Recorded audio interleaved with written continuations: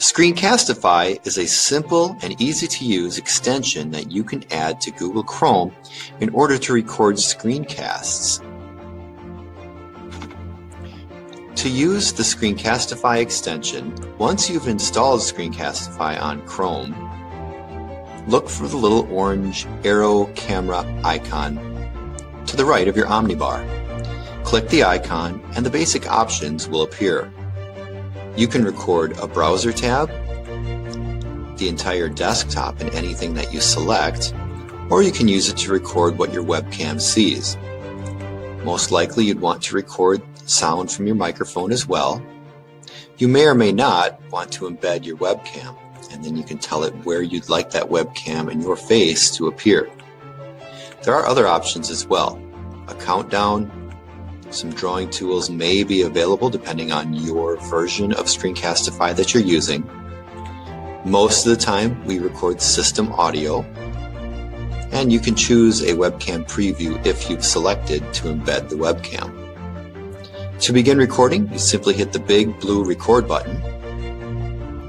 You'll be given a pop-up window like this, which is asking for permission to share your screen and your audio. Go ahead and hit share, and then you'll get a 3-second countdown. Now every move you make is being recorded by Screencastify. I can go from this tab to another window here. When I'm finished recording my screencast, I can go back to the Screencastify extension icon. Notice that it has the red dot. The red dot means it's recording. I will click it again and I can hit stop. If for some reason I needed to start over, I could hit the start over button, or I could even pause it if I needed to set up another part of a demonstration, for example. I'm going to hit stop. After you hit stop, Screencastify will open your new screencast in a new tab. It will also automatically begin playing. You may also be given the option to save it to YouTube. Mine's set to save to Google Drive, where I could copy the link or I could view it. I have some information here, and then I have some options across the top. Save to disk will download it to your Chromebook or to your Windows machine or whatever device you're using.